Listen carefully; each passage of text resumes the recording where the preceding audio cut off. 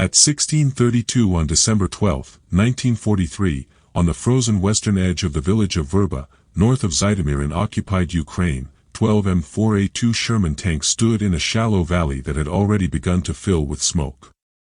Their engines were silent. Snow drifted sideways in thin, cutting sheets.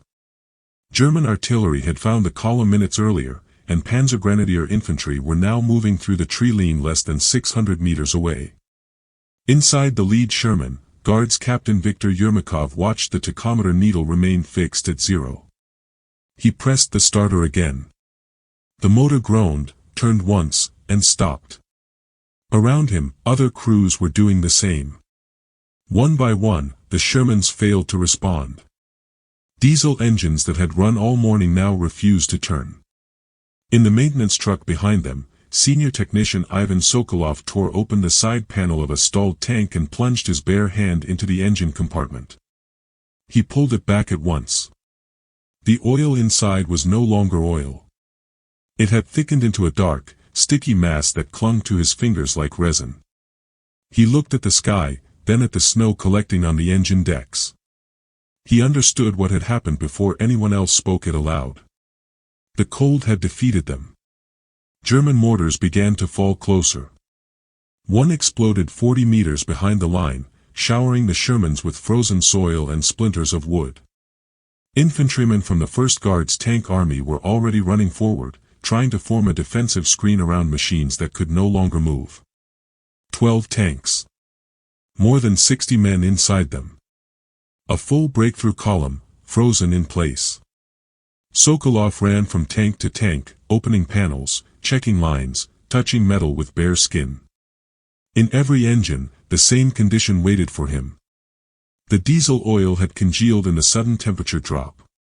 It would not flow. It would not circulate. Without flowing oil, no engine could survive more than a few seconds even if it did turn. Captain Yermakov climbed down from his turret and grabbed Sokolov by the sleeve. "They will overrun us in minutes," he said. "What do we do?" Sokolov looked at the line of stalled Shermans, then at the maintenance truck behind them. He shook his head once. "If we start them like this," he said, "they will seize and die in seconds. If we do nothing, the Germans will take them." Another mortar landed closer. A piece of shrapnel cut through the snow less than 10 meters from where they stood. Sokolov turned and ran toward the supply truck. He already knew what he would try. What no one around him yet understood was that this desperate idea, an oil heating trick improvised from field waste, scrap metal, and burning diesel, would restart all 12 tanks before nightfall. And that long after the war, historians would argue whether such a thing could truly have happened. How did a single mechanic save 12 frozen tanks under fire in the winter of 1943? To understand that moment in the valley near Verba, it is necessary to understand the man who ran toward the fire when every instinct told him to run away. Ivan Mikhailovich Sokolov was 34 years old in December 1943. He had been a mechanic since before the war, trained in a tractor repair yard outside Tula. When the invasion began in 1941, he was repairing harvest engines. By autumn, he was repairing tanks. He was not an officer. He wore the plain rank of senior technician, with a blackened wrench sewn onto his collar tabs. He had never commanded men. He had never fired a gun in anger unless the enemy was already too close. But he had seen more engines die than most tank commanders had seen battles. In 1942 he had watched T-34s freeze solid outside Rzhev, their oil like tar in the lines. In early 1943 he had lost 3 tanks in a single night because their lubrication failed after a sudden temperature drop. Each time, he wrote the same thing in his maintenance notes. Cold kills machines more quietly than shells. He was assigned to the 1st Guards Tank Army during its re-equipment phase in mid-1943. When the first American-built M4A2 Shermans arrived through Lend-Lease, many Soviet mechanics distrusted them. They were heavier than the T-34. Their engines were unfamiliar. Their parts came in crates with English labels. Sokolov studied them with caution, then respect. The twin diesel engines were powerful and smooth when warm. But he noticed something dangerous about them. Their oil system was sensitive to temperature.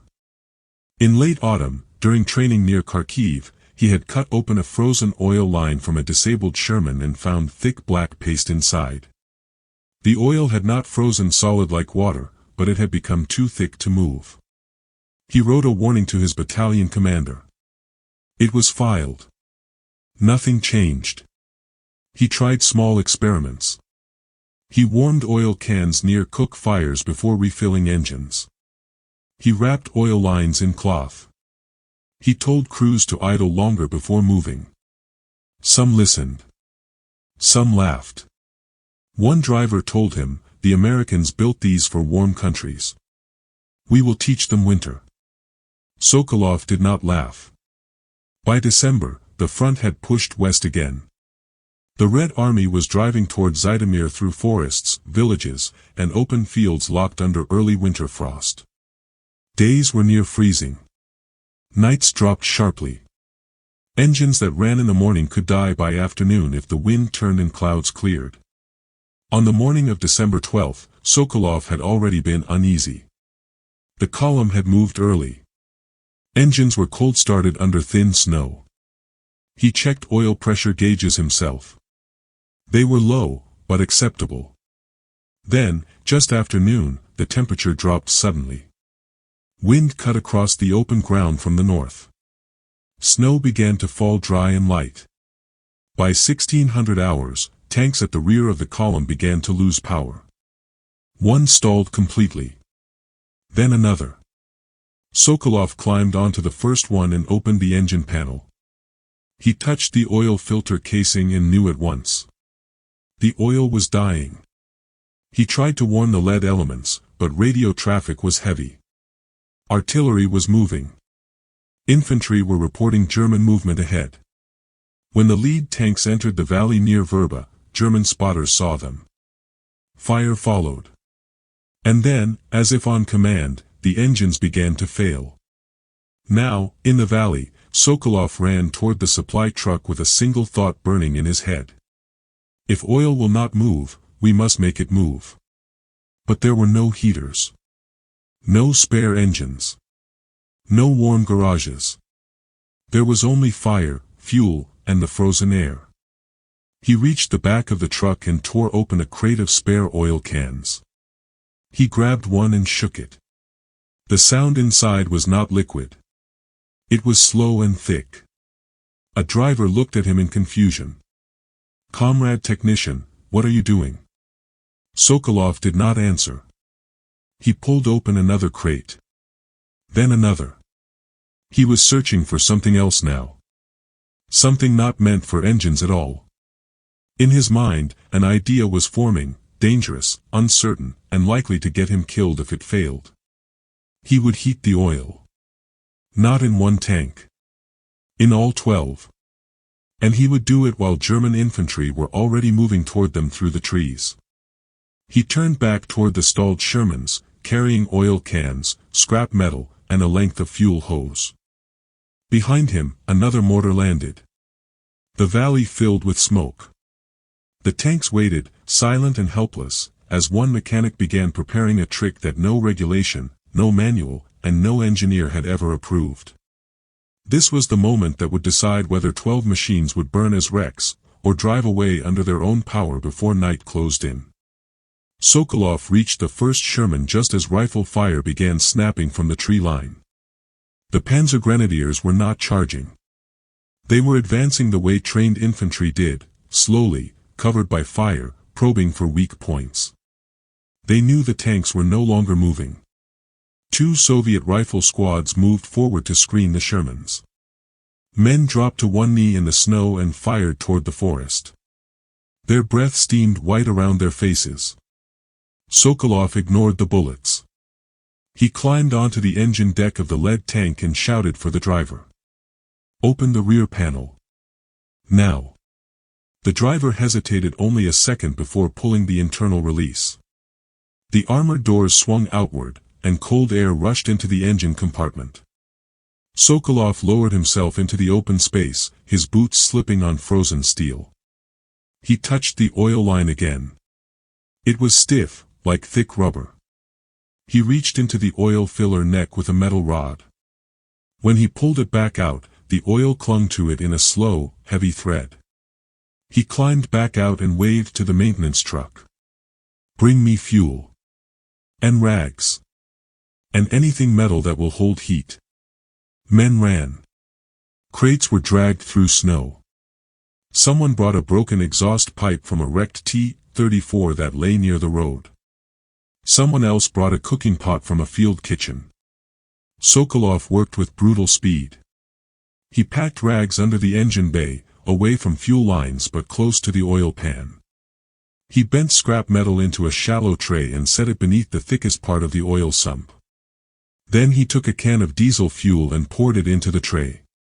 A rifle bullet struck the armor plate above his head and ricocheted into the snow. He did not look up. He lit a match. For a second, nothing happened. Then the diesel caught, slow and heavy, with a low orange flame that rolled instead of leapt. Heat began to rise.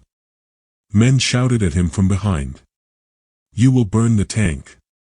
"If the oil stays cold," Sokolov shouted back, "the engine will die anyway."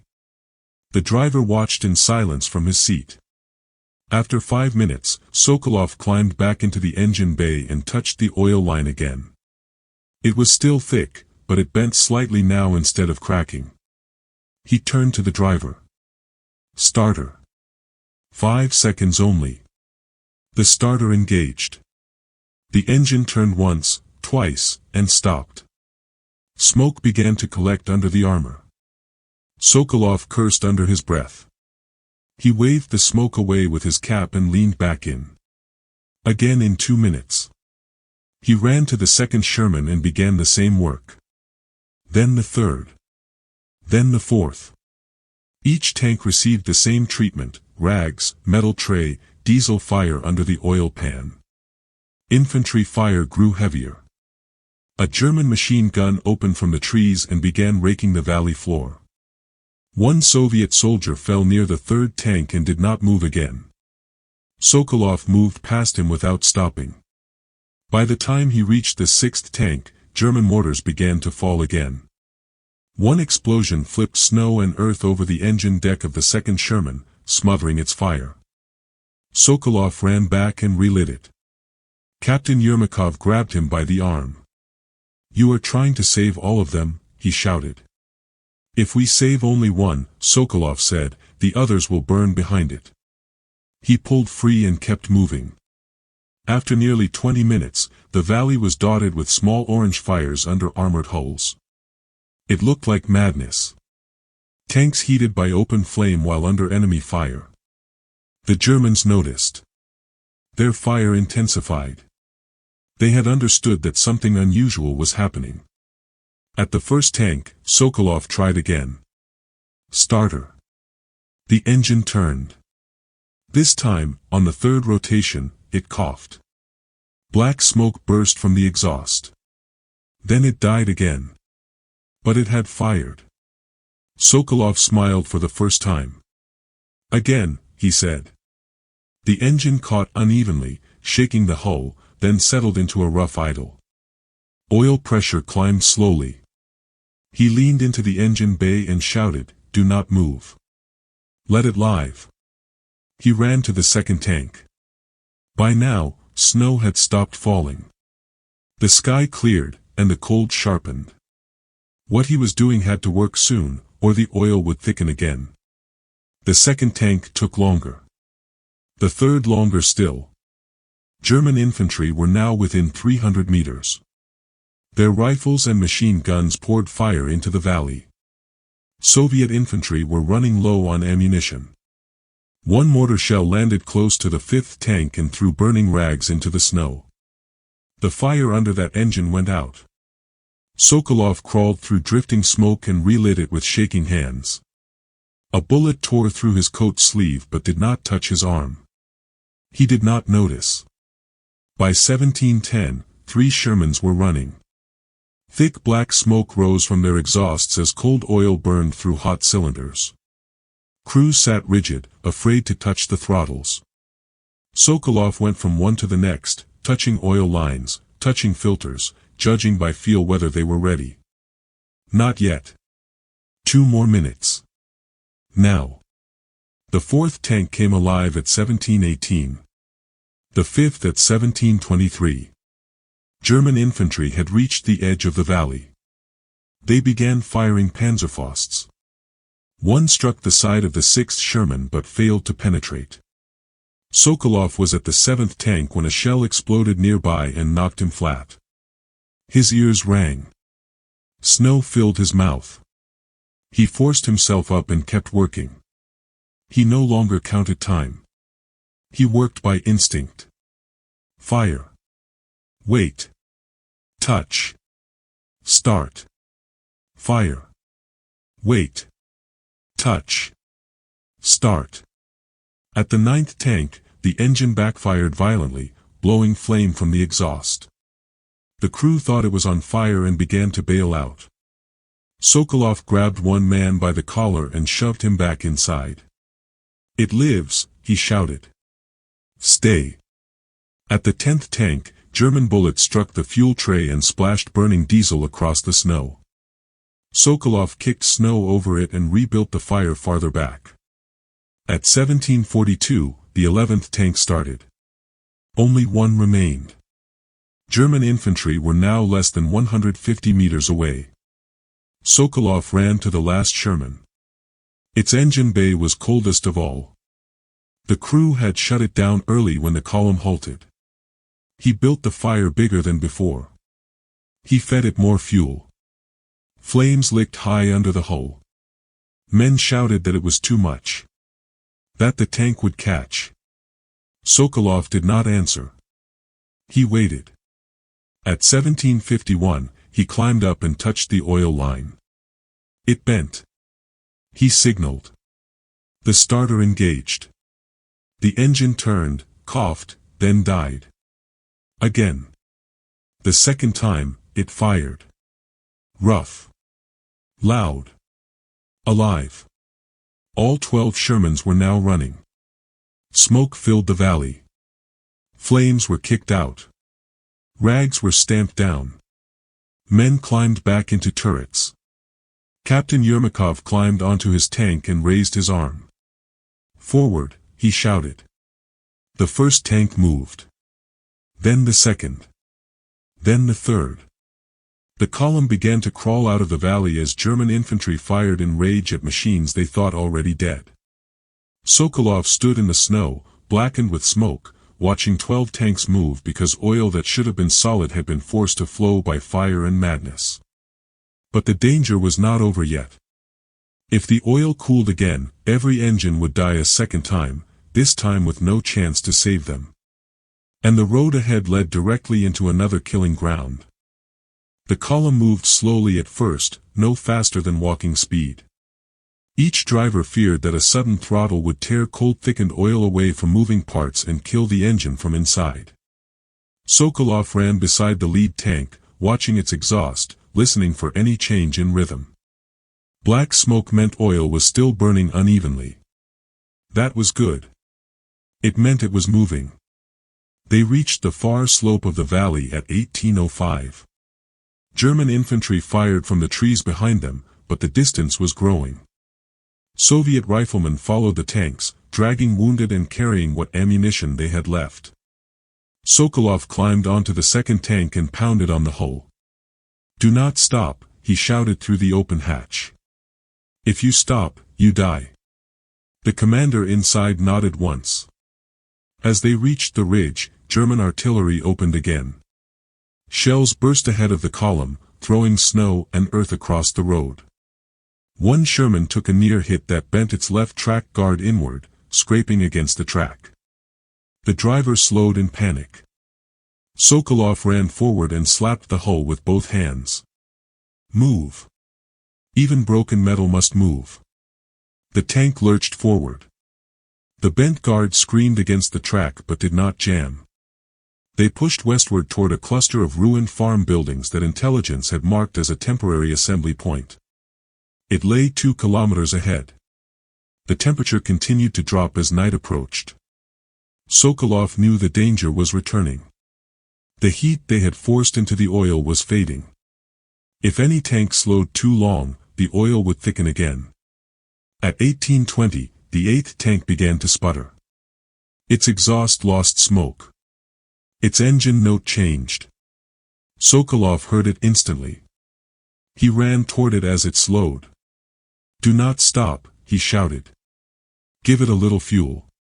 Only a little." The driver tried. The engine coughed, then recovered. Sokolov climbed onto the engine deck and pounded twice. It was still warm. Barely. They moved again. German fire faded behind them. The valley was lost to sight.